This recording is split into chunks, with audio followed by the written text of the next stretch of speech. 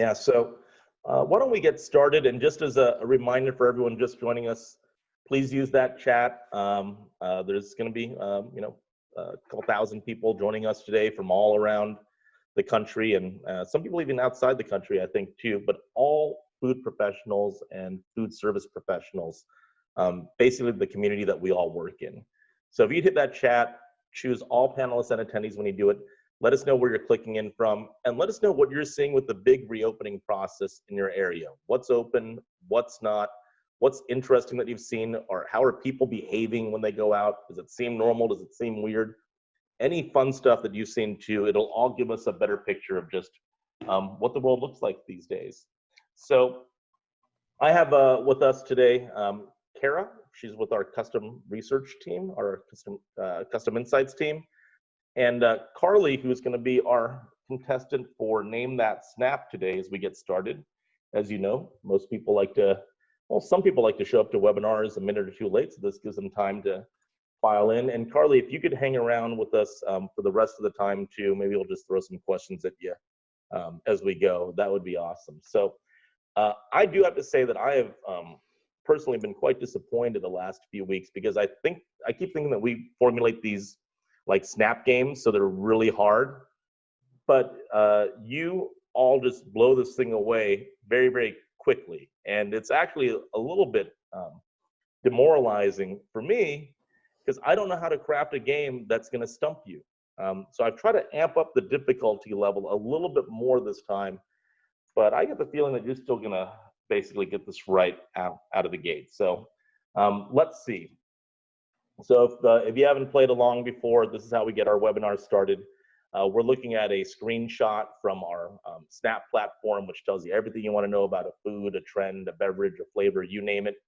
But we've hidden what it is. This one is 5 letters long.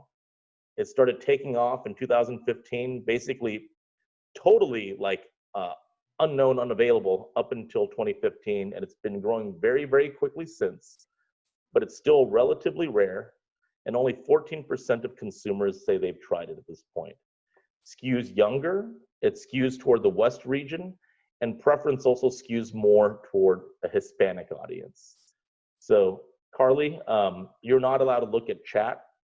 So, Kara, you can monitor chat and see what type of things are coming in, but Carly, you're not allowed to look. And I'm gonna keep playing some clues, and Carly, you just have to raise your hand or make some indication when you think you know what it is, but don't say it yet. You think you already know the answer? I do. That's ridiculous. Can you write it down or something, and then just write it down, and then we'll see. Yeah. Write it down right now so we know you're not cheating, but that's ridiculous. Okay, so for all the rest of us that aren't geniuses, I guess, the first clue is sprinkle it. You really got it after one thing? After 0 clues, you got this? Oh my God, this is terrible. It is my second, so I had 2 guesses. So the first clue is sprinkle it. The second clue is fruitable. I don't even know if that's a word, fruitable, but we've made it a word. Kara, are we seeing any good guesses in chat so far? I mean, there's a lot of guesses. There are great guesses, I think.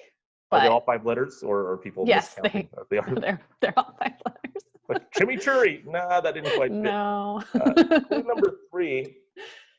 This might be the gimme. Both a brand and a flavor.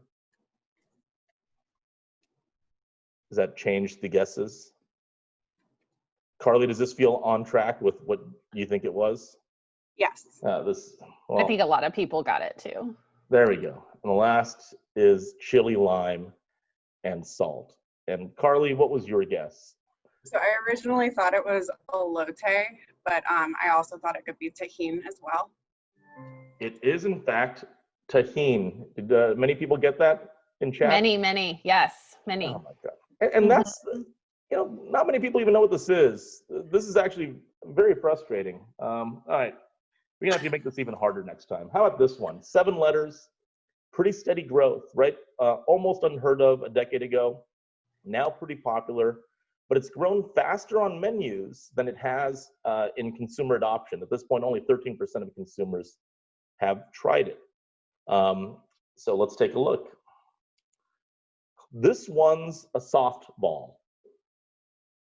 And my clue there is you may intonate that clue differently and it becomes a giveaway. This one's a softball. Curds and whey. Are we seeing guesses now, Kara? Yep. Oh, God. Well, I'll just keep rifling through these. Carly, are you stumped so far? You know? Oh, you don't know, or you know? I do know. She knows. This is ridiculous. Creamy. And who wants to pronounce this word for me? Carly, can you pronounce that? Yeah. And isn't that like something you'd get at the gelato place too? Mm-hmm. Yeah, Yeah, it can actually be sweet or savory. Yeah. So what is this? It is burrata. You know, I was really proud of this one's a softball clue. I thought that was very clever, but that was clever. It wasn't still... until the second clue that people really started coming in. Good. So I feel like that's a moral victory. All right, last one. 8 letters. Nice steady climb. 1/4 of people have tried it. You can see where it's a little bit more popular. 15% of consumers love or like it, but you've seen pretty steady increase over time. So it's not something completely new to the world. The color of crimson. Okay. Roselle. See, I think this one's much harder, but it's about to get easier. No guesses, Carly, yet? I've got one. Okay, write it down so we know you're not cheating. Drink it hot or cold. Are we seeing answers pour in now? And the last. Maybe. I don't know what it is. 8 letters, and the last is flower power. Yeah. That is a gimme. And what's the answer there, Carly? Hibiscus. It is hibiscus. Okay, so thank you for that, Carly. If you could stick around, we'll maybe bounce some things off you as we go. So today's topic is all fired up. We're going to look at some brand new consumer data. We're also going to start diving into something that we call our one table research, which over 200 companies have come together and helped us formulate for the entire industry.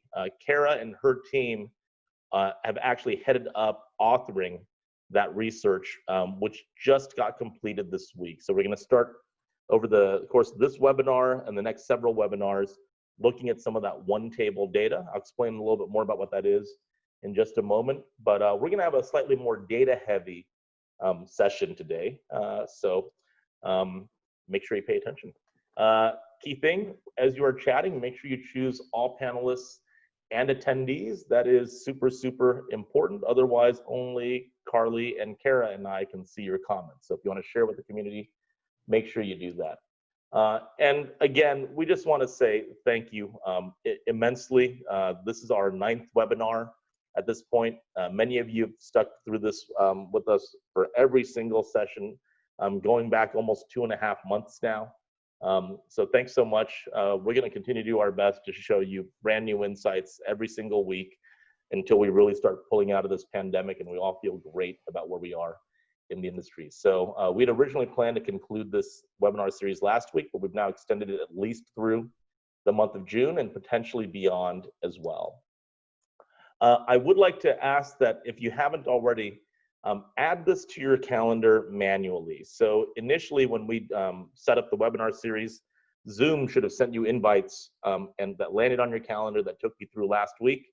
We then extended it, and Zoom does not send you invites for every Friday going forward. So you're going to have to do that manually or run the risk of just forgetting about the webinar. So please take a second to do that. You can use the exact same link every single week. So you can just copy and paste the link from previous weeks, put it in your calendar every Friday, 2 p.m. Central going forward, and you should be good to go.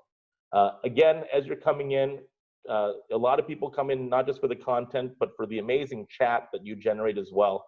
So let us all know where you're clicking in from, and let us know what's happening with the big reopening process where you live, right? Are places open? Are they not? What are restaurants doing? How are people behaving when they're going out? Are you seeing crazy stuff? Is it unexpected? Is it expected? Let us all know. Share those stories. We love them, and so does everybody else that's in the session with us today.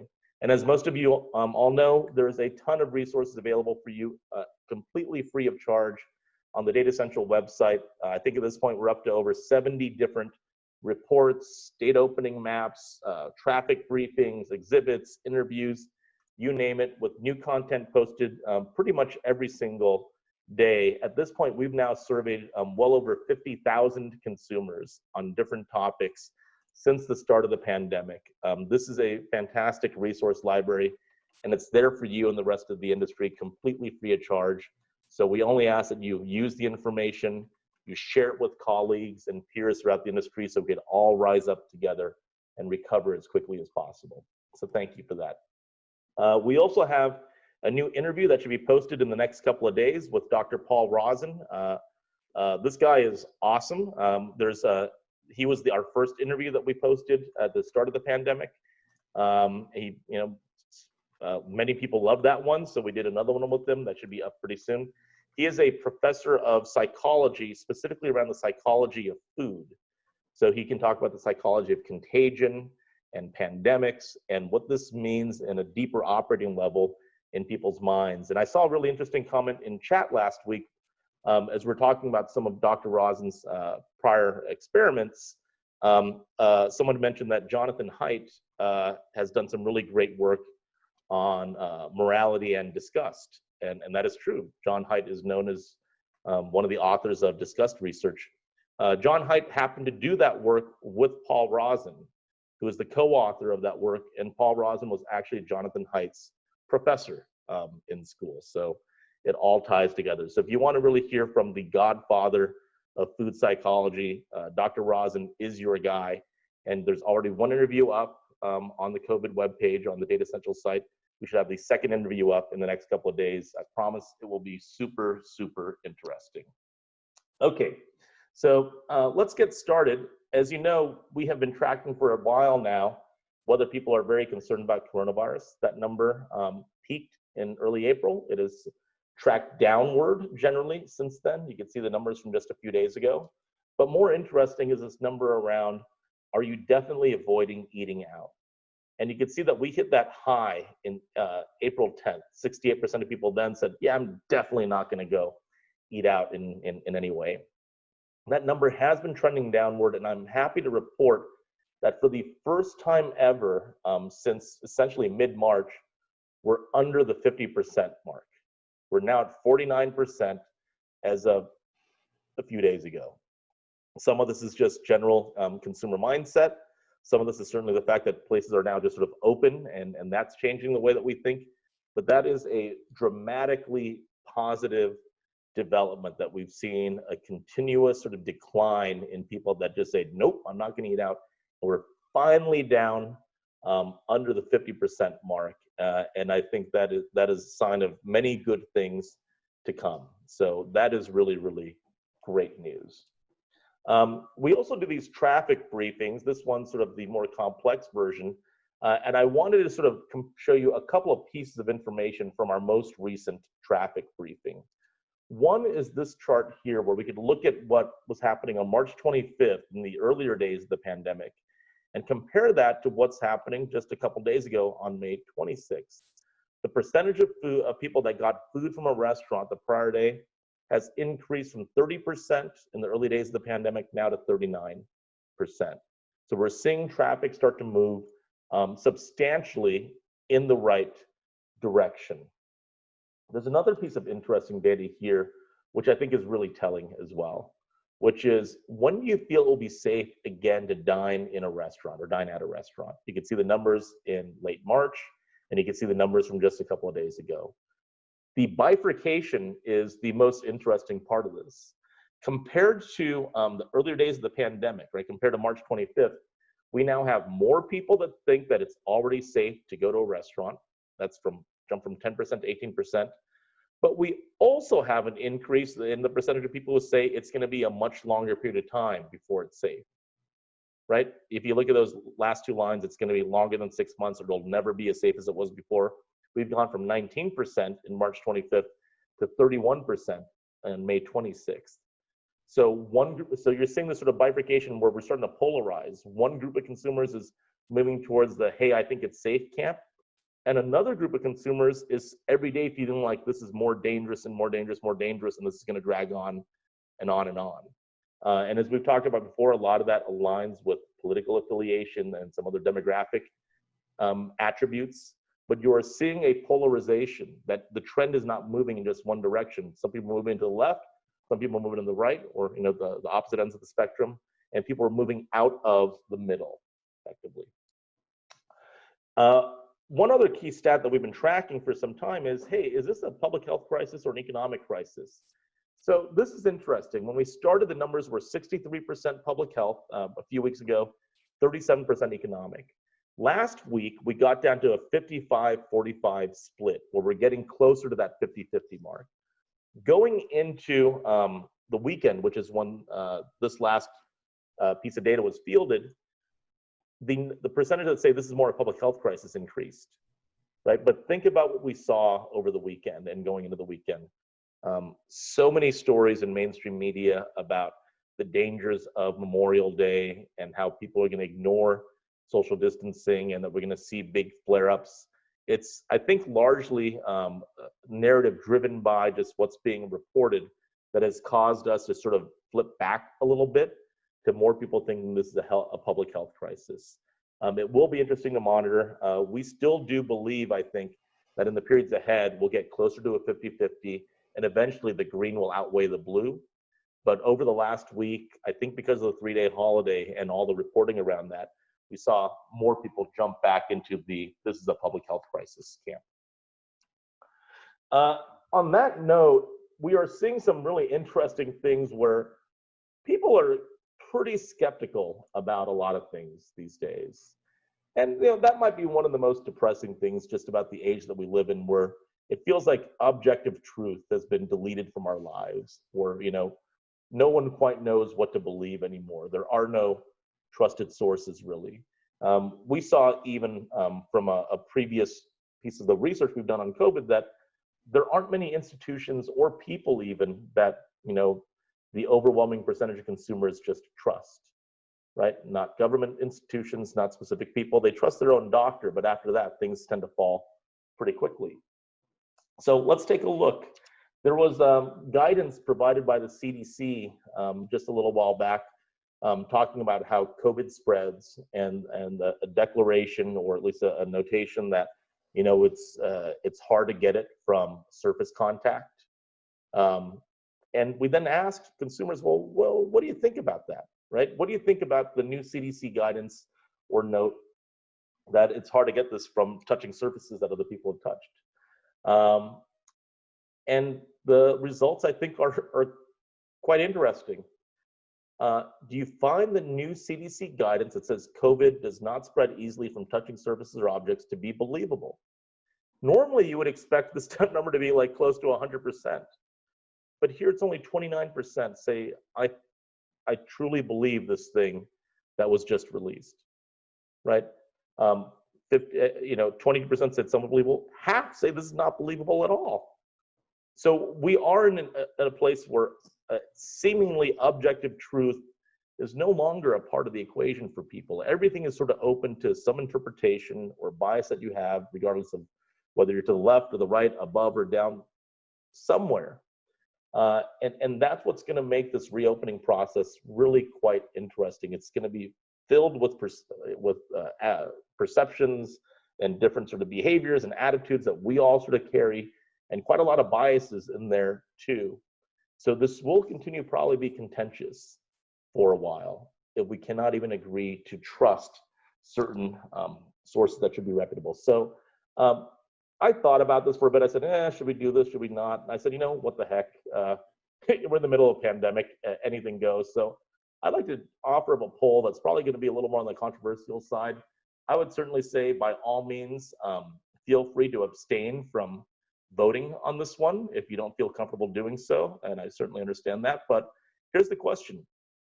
Where do you believe COVID-19 originated? Was it from a Chinese wet market, from a Chinese biolab, from a country other than China, or I ain't touching this one with a 10-foot pole? And I'd be very curious to see how the votes go. Carly, Kara, any guesses what these numbers will look like? I think it's going to be majority between the first two. Yeah. So do you think it's going to be an overwhelming, you know, overwhelmingly wet market versus biolab? Will it be closer than that? Will biolab even get that many votes? It's certainly not the official explanation, right? Right. All right, so we're at a minute, so let's take a look. And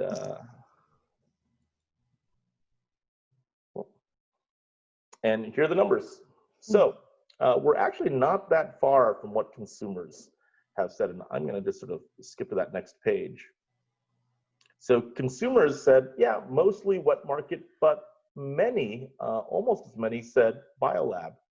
We're a little more, as an industry, sort of on the wet market side. I don't know, maybe because we like markets, because we're in food, I don't know.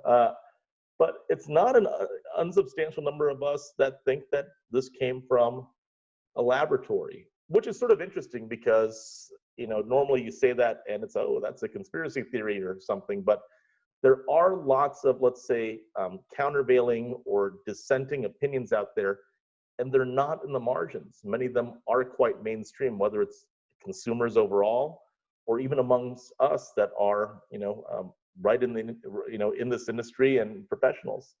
The thing that surprised me the most is that 83% of you actually chose to vote on this topic. So bless you for doing that. And you can see what we think as a group. Okay, so we won't have anything nearly that controversial the rest of the time. So thank you for participating in that. This I thought was really quite interesting too, which is, hey, you know, how would you feel about businesses that have opened up in violation of local orders, right? Not just that they're open, but like they're actively violating the rules. What should you do? So under any circumstance, normally it's, hey, if someone's violating the rules, you know, make sure they don't violate the rules and shut them down or whatever. That would be normal. But it's actually pretty close to 50-50, right? Nearly half the population says even if they're breaking the rules, breaking the law, let them just go on doing it. So you could see just how strong that split is there. I think to me this also says why it's going to be very unlikely that even if we have a second wave of infections that we are going to go back on some mass lockdown again. If almost half the country says, hey, let the places breaking the rules go on breaking the rules, can you imagine the effort it would take to convince the country, oh yeah, we finally let you back out, you're doing your thing again, now please go back in your homes and shut down all the businesses. I feel like that's going to be a very tough thing to do. But again, you never quite know. The point of it, though, is consumers are having a hard time finding out what's going on. And this extends to what's happening with restaurants and other places with food, too. So we asked, you know, what is it difficult for you to find out right now? A little over half say it's actually hard to figure out which restaurants have taken precautions to keep me safe. You heard Carly mentioned as she went to her gelato place that she saw that they were doing things with distancing to make her feel comfortable. That's great. But do you know that to be the case of the other 50 restaurants in your immediate vicinity? You probably just know that of a couple of places, right? So the key for the industry, and certainly for restaurants, is to over-signal the safety measures that you're taking. Make it really obvious. Make it really apparent. Maybe even, you know, post them not just on your website, but, you know, in the glass. Use that overt sanitation we talked about and sort of do it in front of people. But this should not be information that's hard to find. It really should be front and center for consumers. Otherwise, they simply will not consider your establishment. So this takes us to our first quiz. And here's an interesting thing. Never before have we had a time where restaurants just weren't around. And when restaurants were removed, a lot of different types of foods were removed from our diets as well, right? There's some things that you would only really get in a restaurant. And now that the country is opening up in different parts of the country, one state at a time, different types of food are starting to come back online for the first time for many of us. So this is our ongoing look at sort of the state sort of opening map, like what's allowed to be open and what's not. And we have a service called Local, where we could look in any state or major city at what are the types of foods that show up on restaurant menus there that are way more common in those places than in the rest of the country. So let's take a look at some of these early open states and understand what are some of the foods that maybe people weren't able to get for a while because restaurants were closed, and now they're starting to come back. So looking at South Carolina, we have a local score.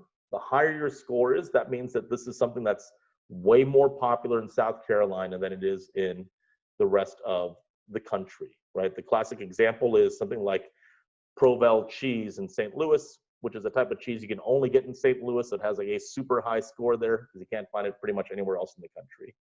You can see some of the things that have high scores in South Carolina. They skew heavily towards South Carolina. In chat, any guesses as to what those two things at the very, very top are? What are some South Carolinian foods or local favorites that just aren't nearly as common in the rest of the country, but are super common in South Carolina? We'll take like 10 seconds and see what type of guesses come up with. Kara, any good ones? A lot of, yeah, there's a lot of like shrimp coming up. Shrimp is I was good. gonna say fried chicken, but don't Let's know. see. So the answer is, whoops, shrimp There it and is. grits, Yep. nearly 700, and crab soup at a 332. Let's try one more. How about Florida? So you can see, what are those two top things in Florida? Again, these could be a food, they could be an ingredient, it could be a flavor, it could be a preparation method, you name it. What are you way more likely to find in Florida? Any guesses, Kara, that we're seeing from the crowd? A couple of alligator guesses, but then a lot of Cuban sandwiches. Alligator's a good guess, yeah. For sure. Any guesses that you think might be the answer? I like Cuban sandwich. There's a lot of fish, different fish coming up too. So those are good guesses. The fish are good guesses. Yep. Mahi-mahi and grouper. And I think like mahi-mahi also goes by the name dolphin fish. And I remember when I first went to Florida and I saw like dolphin fish on the menu, I thought it was actually like dolphins as we think of dolphins. And that traumatized me, but it turned out it was okay. It's just mahi-mahi. So we're going to transition now into what we call this one table work. And to give you a little background, this has been a huge research initiative that Kara and her team have led over the course of the last couple of months, actually about last 6 weeks roughly. And we sort of brought together in a very short period of time 200 different companies that all said we want to get involved in this program and provide our thoughts and guidance and the topics that we care about, that we fashioned into a big piece of industry research that Datassential has done and completely funded itself for the benefit of the industry, but based on the collective input and guidance from over 200 restaurant chains and food service manufacturers and other suppliers, all together with the common purpose of helping uplift the industry and help it recover. So first, we want to extend a huge thank you to all the companies that have joined this initiative. And they all joined really quickly. In the first 36 hours, 180 different companies signed up to be part of this. And the ask was simple: tell us what matters to you. Tell us what's on your mind. What are the things that we could solve together that matters to the entire industry? And from that, we created two big sort of survey instruments, a consumer look and an operator look, all focused on solutions going forward. So we wanted to highlight some of the consumer findings today. And Kara, please jump in and add color wherever you think you want to. And then we'll do a very small preview of some of the operator findings, and we will continue to sprinkle in some of the more important things that we learned from this One Table Collaborative over the course of the next few webinars. So you'll always get some new data. So the first thing is, life as we know it in terms of what work looks like has changed, not just for this industry, but pretty dramatically across the board. There are lots of people that are obviously working from home right now, and many of them say that this is something they want to continue doing even after shelter restrictions are lifted. So, think about your own companies. When are you going to go back in the office? Maybe you know, maybe you don't know. Maybe it's not until the end of the year or something. Think about the types of place where your office is at. Is it in the suburb, or is it sort of in a busy downtown area? If you're thinking about a busy downtown area with lots of other office buildings, when are those likely to be full again? It might be a while, right? You have some companies that have said we're going to be work from home through the end of the year. You've had companies like Twitter say, hey, we're perpetually, forever work from home now until the end of time type of thing. It's going to be a dramatically different work environment, potentially with far few people in those crowded city centers working. So increased work from home could certainly slow demand during lunch, but also more broadly through other day parts too. And you might remember a piece of analysis we did with Firefly a couple of weeks back, where we looked at this thing called the variable population ratio, which is the number of people that work in an area divided by the number of people that live in an area. And here are the 25 zip codes across the US with the highest variable population ratio, right? It's the worker population divided by the resident population. That last column over here is the closure rate of restaurants currently in those zip codes. Across the US, the national closure rate currently is about 11.5%. In these zip codes, it's way, way higher. It's 2x, 3x, 4x, sometimes 5x the national closure average. And the thing that we found is the one thing that tends to be one of the best predictors of whether a restaurant survives or can make it is it in a place that has high variable population? If it's in an area with lots of office buildings and people just aren't there anymore, that makes it really, really tough. So we have to think about what the future of work looks like to understand what it means for businesses. And one very sad example of this is a brand Specialties, which just, I think, late last week or early this week, announced that it's closed all of its stores permanently. It is now gone, right? 51 units, they're now all gone all of a sudden. And you could start seeing, why this was no fault of the brand itself. It's a great brand, but it was a victim to where its stores were. So 51 stores, 98% of them in urban locations. That makes it sort of tough.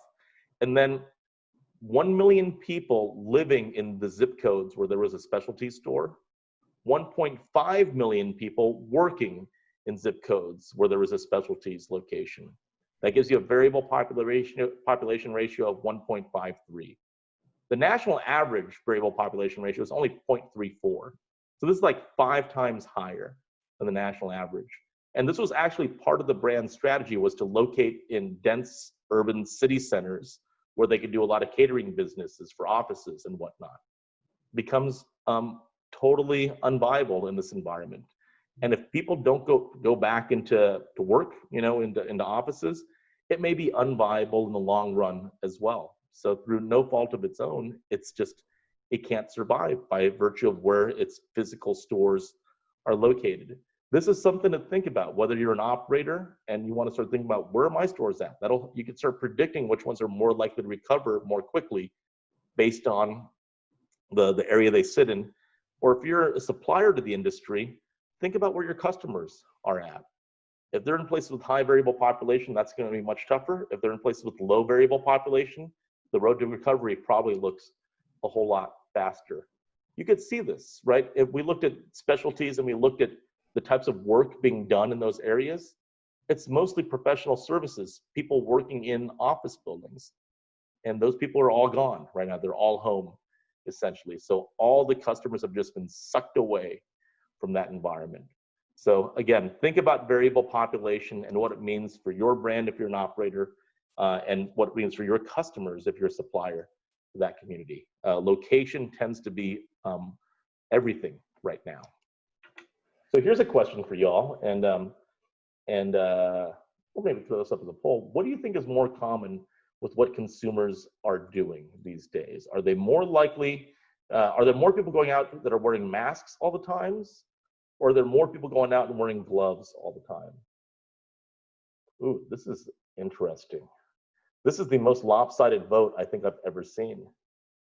Kara, probably don't even need to bounce this off you, but what's the answer here? Masks.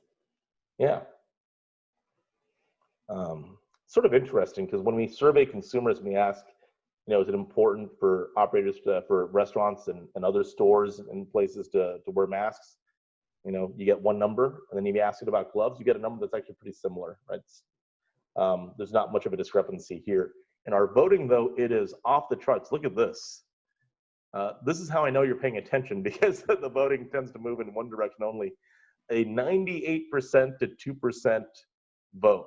And yes, you are correct. So 63% of consumers say they wear masks all the time when they're in public, versus 30% say they wear gloves all the time when they're in public. But that's an interesting stat. I think when this first started, a lot of us thought gloves, and now we're all thinking masks these days. So the question is, what does life look like for people in the industry as we start to reemerge from our homes? And the first thing to note is there is a lot of new consumer behaviors. Whether these will all be with us in the long run, highly debatable, very, very hard to tell. You almost have to get into psychology to really understand this. I think if you ask consumers, what do you plan on doing a year from now? They can tell you what they think today. Whether that's really going to be true a year from now, you don't really know. But for the short term, we have more frequent hand washing, crowd avoidance, not shaking hands, avoid touching face. I think the thing I probably learned most quickly through this pandemic is how much I touch my face. It's sort of crazy how much I'm touching my face throughout the day. But the behavior patterns have changed. And because that's changed, consumers expect the places they go to have changed patterns and rules as well. Now, that said, we asked people, what are you most excited to do in your life after shelter-in-place restrictions are lifted? And Kara, did anything surprise you here? I mean, I'm not surprised how high dining in is. I think there's just a lot of desire to get back to normal, but that it's the same virtually as visiting with family and hanging out with friends, I think is really surprising. Yeah, I think that's really interesting too, right? That getting your plate of nachos is important as seeing your brother-in-law, basically, right? I mean, these are all the different things that you could do in your life, and going into a sit-down restaurant is right there at the top, tied with family. That's huge, right? You can think about how much pent-up demand there is for people to just go back out and sit down in a restaurant. It beats getting a haircut, which blows my mind. It beats taking a vacation, taking a road trip. It slaughters going to the gym, and all these other things, sports events. Getting to a restaurant there's just tremendous pent-up demand for this. And you can see that pent-up demand sort of skews mostly toward casual dining restaurants. 50% of people say, I'm really excited to go back to dine in at a casual dining restaurant. So as the reopening process continues, as the distancing guidelines are eased, look for casual dining to be the first beneficiary of that pent-up demand. And I wanted to go back to a finding from a couple of webinars ago, which is the emotional state and the mood that people most look forward to getting from eating in a restaurant is relaxation. So for those of you that were with us right before we officially got started today, we were chatting and we said we're seeing a lot of restaurants that are opening up now that are offering dine-in service. People are actually sitting there and eating longer than they were pre-pandemic. They're not just trying to get in and out as quickly as possible. They're actually staying longer and trying to relax, and oftentimes ordering more things. So if you are a full service operator, do not feel compelled to have to rush your guests through the process. Some of them really want to just go back and chill, which is something they've not been able to do for a while. Now, we do want to balance that with the safety aspect. There is a little bit of a tightrope walk that people say, hey, I really want to sort of go out with my friends and socialize, if that's what I'm looking forward to in a restaurant. But that's sort of like the opposite of what you would need to do, like what you'd want to do if you're trying to keep your distance at the same time, like socialize and stay apart. don't always go together. You know, you can do things like the shower curtain stuff that we saw in some of the previous webinars, but that is something that's going to have to be balanced a little bit. So we want to talk a little bit about safety and what this means. Here are the places that consumers say, I feel safe going to these places once I know that the shelter restrictions are lifted, right? And it's really all about crowd size, right? Crowded places like a kids play area, stadium, cruise, that's tough. But those things at the top of the list, right? Outdoor seating, QSRs, those are cool. So if you are, you know, selling into a segment or represent a segment lower down the list, you need to basically completely re-engineer your experience in the short run to make people feel like they can come in. If you're sort of high up and you have outdoor seating or you're just a traditional QSR, you're probably in pretty decent shape as is. You certainly have other things you want to do to make people feel safer, but you don't have to do the complete re-engineering that a buffet restaurant would have to. And consumers also say that on their last restaurant visit, they're seeing, you know, things at the restaurant that are starting to build an expectation in their mind of what restaurant visits should look like, right? About half say that the staff was wearing gloves or masks on their last visit. That number may even be higher at this point. So if you know, each customer you bring in through your door said, hey, the last place I went to, all the staff was wearing masks and gloves, and you've decided not to do that, those people are going to think, well, what's wrong with this place? How come they're not doing masks and gloves when the other place I just went to is?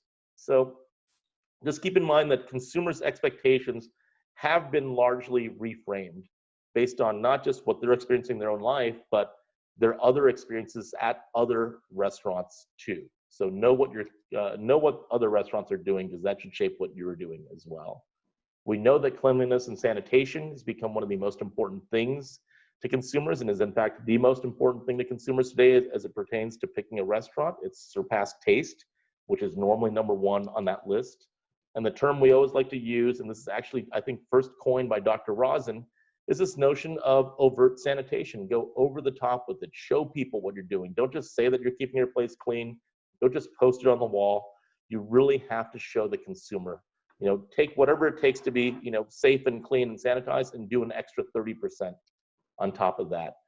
76% of consumers, we've seen this number before, say that cleanliness and food safety procedures will always matter more to them now than ever before. And we know from our brand fingerprints research, each one of these bars here is a different chain restaurant, and how they're perceived along the metric of cleanliness. There's a huge range, right? It's not like they're all sort of close. You have a giant disparity between the brand that's thought to be the cleanest and the brand that's thought to be the least clean. So this becomes a difference-making lever that brands should be pulling right now to really try to separate themselves from the pack and be thought of as the most safe and clean place. On that note, some of the work that Karen and her team did was really about trade-offs with safety, right? Are you willing to sort of give up a little safety so you have a more sustainable solution? Are you willing to give up a little bit of safety so you can have something that's a little bit healthier, et cetera? And what we found is that safety wins in every single case. Our thought coming into 2020 was that for the next couple of years at a minimum, the big story for the industry, for food overall, you know, restaurants and retail, was climate change and the climate crisis. That was it. It was clear as day. This has changed that. Right now, consumers say, I'll take safety over sustainability right now. I'll take the packaged utensils that use extra plastic if I have to. I come first, right? So if you sort of reduce this to something like Maslow's hierarchy, you know, you got to get that safety base first, and then you can aspire to things like keeping the world and making the world a better place. So for now, safety beats everything.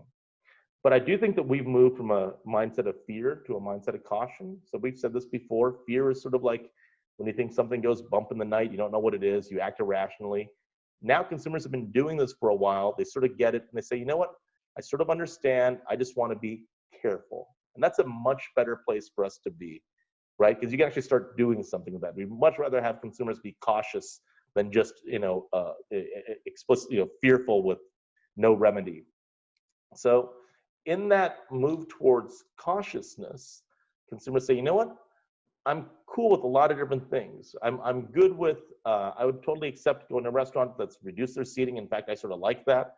I'm good with going to a place that serves food that has removed or stopped using their self-serve areas.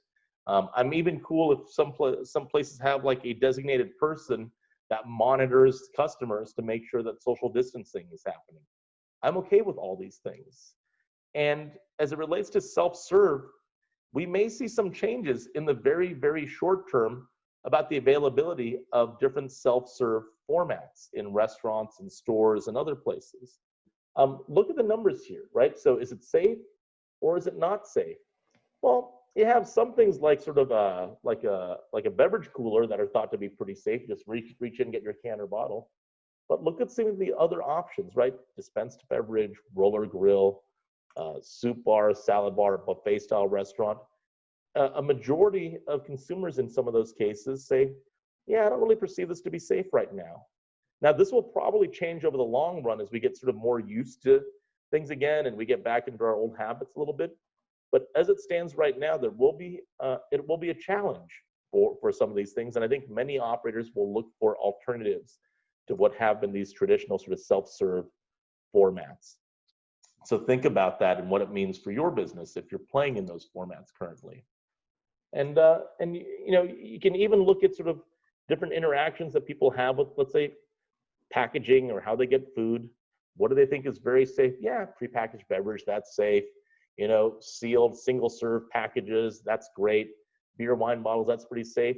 But then you have these other things that are consumers saying, yeah, I don't know about that, right? A beer tap, wine from an open carafe, you know, getting served chips that were poured out of a multi-serve, you know, packet or something. That doesn't feel so safe to me. And they may look to move more towards single-serve or individual packaging in the short run, at least. So look for the types of products that operators want to carry and the type of products and formats that consumers want to consume to change, perhaps fairly dramatically in the near term. Whether that holds for the long term, that may not so much be the case, but in the near term, we are going to see some change. This even applies to things like condiments, right? Is it acceptable during shelter in place? Would you accept this after shelter in place is over?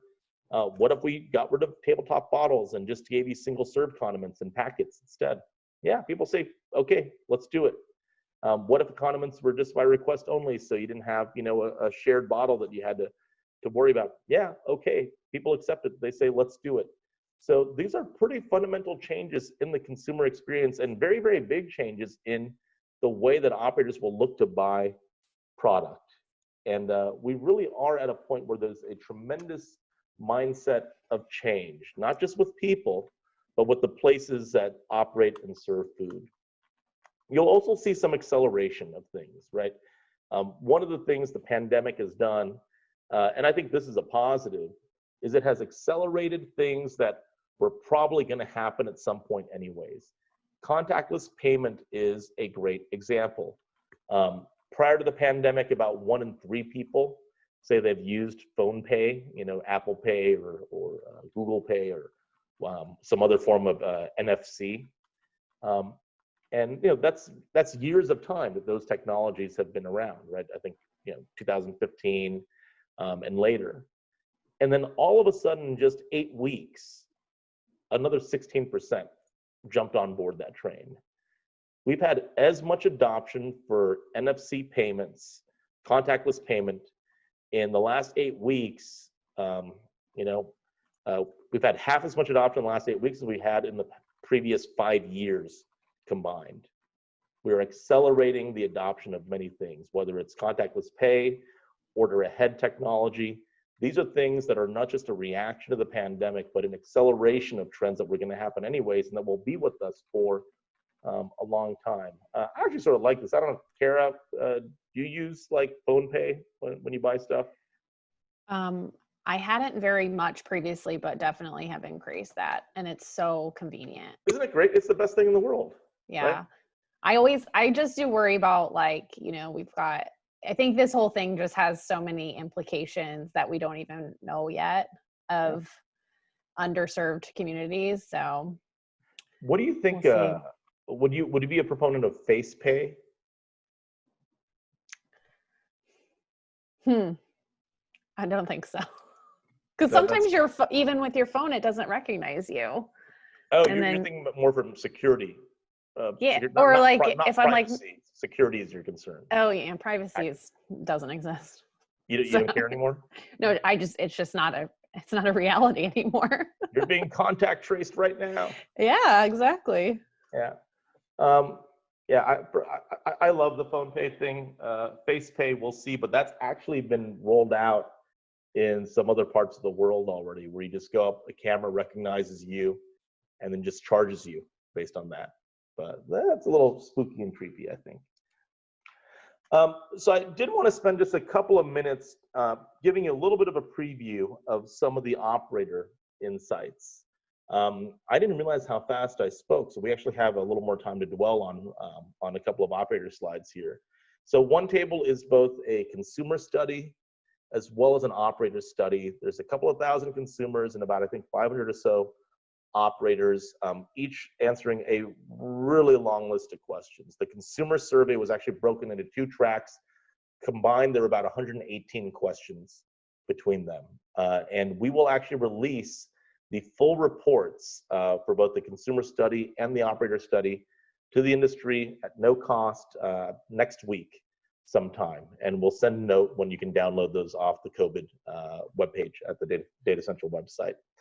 We just did a little bit of a preview of some of the things we learned from consumers. There's much, much more that we will cover in the weeks ahead.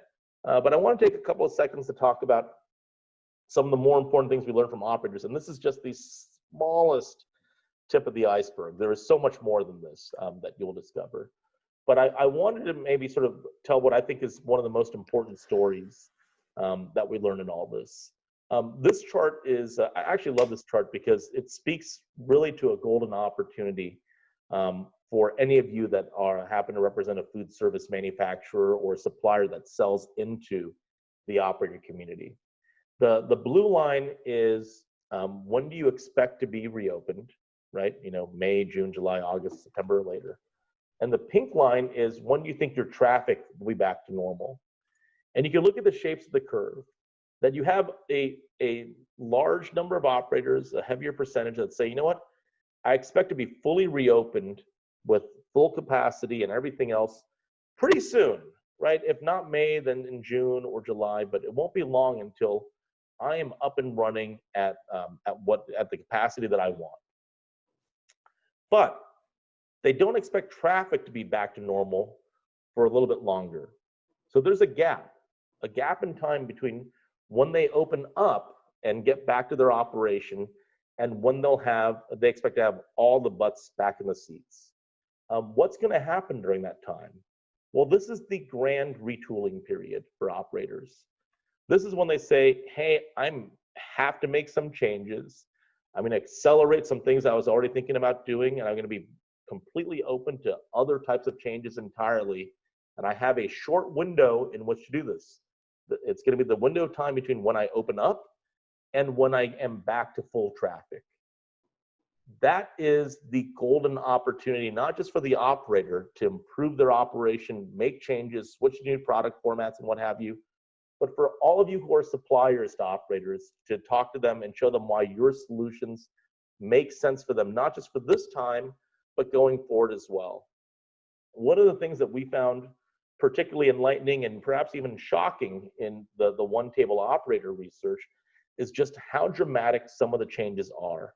That operators aren't just, switching from one brand to another. They're changing entire formats of the products they buy. They're switching away from fresh, and many of them switched more toward frozen product in the near term. Or they've said, we just think another format makes more sense. Or they've gone away from bulk and they're moved towards single serve. Everything, it's like been, taken in a box and you sort of shake it up and throw the things up in the air. And that's what it looks like right now. It is an unprecedented state of flux for the operator. If you happen to be a supplier selling into that environment, it's fantastic if you have solutions for the operator and relative to their new mindset. You think about what the traditional, let's say, sales call is. If you're if you're someone calling on a restaurant or some other place that serves food, you tell them about your awesome new solution or why you have the best cheese or coffee or whatever it might be. And they will typically say, oh, this is great, but I've been using my other thing for a long time. I'm sort of good over here, right? It's working for me. Or I don't want to change my flavor profile or change up my recipe or something. All that is out the window right now, right? No operator is saying that. They're all saying, you know what, I need to change things up, right? I don't have to worry about this. I'm already being forced to make product substitutions anyways because of what's happening with the supply chain. So I'm not really even that worried about changing my flavor profile or anything else. I need your help figuring out new solutions and a new way to work. So we've taken the number one objection that operators have had in learning about new products and innovation, and it's just gone. And now you can really focus on the solutions that work for them.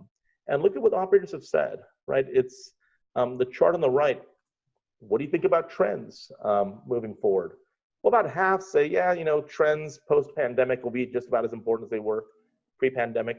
But you actually have a preponderance of operators saying, trends will be even more important coming out of this than they were going into it, right? Trends will actually be more important on average to operators coming out of this. We saw the same insight from consumers that the overwhelming majority, like 85, 86, 90% of consumers, depending on the trend, say, hey, if I was interested in this pre-pandemic, I'm going to still be interested in this trend, whether it's plant-based or something else post-pandemic. We are in an incredible mindset of change right now. It is a great time to have those conversations and present solutions that an operator can really use. They need all of your help right now, and they're willing to take it. They're willing to take your advice. I mean, this is such a golden opportunity because normally that's not so much the case, right? We've shown this, I think, the stat once before, but it bears repeating. 52% of operators are ready to talk with food service manufacturers about new products and innovation between now and July. July's only, the beginning of July is only like 35 days away or something. It's right around the corner. Half the market is ready to talk about new products and solutions, not because they want to have a long sales conversation, but because they need help figuring this out. So we think this is actually a great opportunity to affect some really fantastic change for the industry. The shaking up that we've seen is going to yield some really positive new behaviors, but it's incumbent on suppliers to the food service industry to have those conversations with operators and show them what you can do. And for those of you that want to stick around for one more moment, we do have something that I think we talked about once before. I just wanted to make sure you know about it still, called Firefly CHAINS, which gives you visibility into 10,000 different chains in the US, helps you uncover the opportunities that matter for your business, has things like contact information, menus, everything else you could imagine. And it's a really great way to start having those conversations with operators that want to do something more right now, right? We're in a mindset of change. It's a great environment to engage with those potential customers and prospects. And if you have, let's say, legacy customers that have been using your product for a long time, right now you can't count on them continuing to just automatically continue using your product, right? Because they are thinking about change, and there will be other sort of people approaching them saying, hey, we maybe have a single serve or other format solution that may work better for you. So if you're interested in getting some more information on Firefly CHAINS, again, you can ignore this poll if it's something that doesn't interest you. But if you are interested, just hit yes. We'll get you some info. And I wanted to just sort of give you a preview at the same time of what we have coming up for you. So our webinar next week is titled Holy Crap, It's June, which is amazing. I cannot believe that we have made it through March and now April and May. But we have brand new insights for you next week. We're going to look a little bit more at consumer, let's say, attitudes toward the world and how they go about engaging in their lives with just everything around them, how that translates into their interactions with food. And we will go deeper into the one table data, both the consumer side of things, and then also a much deeper dive into the operator side of things. Again, I said that when we looked at this data, we were sort of shocked at how extreme some of those behaviors were. and the overwhelming story that operators say, hey, I need to make a change and I need the support of suppliers to help that happen, is just so incredibly obvious. And we'll show you some of the most significant ways in which that has materialized. So again, thank you all for being with us for the 9th webinar. Number 10 is next week. We're going to go even deeper into data. And you will also get a notification from us sometime next week about when you can download the one table reports for both the consumer study as well as the operator study. Again, have a fantastic weekend, relax, enjoy, and let us know next week what's happening as things open up around you. It's a heck of a time to be alive, and I hope you're all taking the occasional video journal to remember what life was like during this once in a lifetime moment.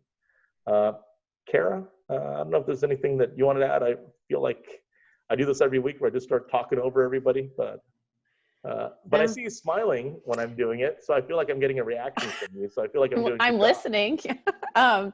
No, it's great. There's a lot of great info to come, so it's been really interesting.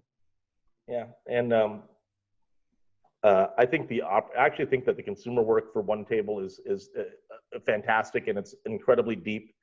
The operator stuff I actually found to be more interesting because we've also already been doing so much other consumer work. But the deep dive into operators and how they're changing their products, how they're thinking about brands, what they're doing, how they're thinking about categories, what they're doing front of house, back of house, that stuff was incredibly enlightening to me. And I think that's going to make for great insights in our next few webinars as well. Carly, do we still have you, or did No, I'm here. Oh, I got the thing in the view where it only shows me like one person's face at a time, and it's like the last person that made a noise is the one that showed. So you've been tucked away the entire time. But thanks again for joining us, and thank you for disappointing me on whether we could actually stump you or not. I may enlist your help to devise a tougher test next time. Like I would have been okay if all the people like on chat had guessed the right things, because it's sort of like, you're not going to stump 2,000 people simultaneously. Like someone's going to get it right. But the fact that you got all of them, like I can't even stump one person, is sort of upsetting. So, so maybe you could help me design a tougher quiz for the next time. All right. Thank you, everyone. We'll see you in just a few more days. Keep your eye out on email, and please remember to manually add this webinar series to your calendar, because we cannot, for the life of us, figure out how to make Zoom do that at this point. Thanks, everyone. Bye-bye.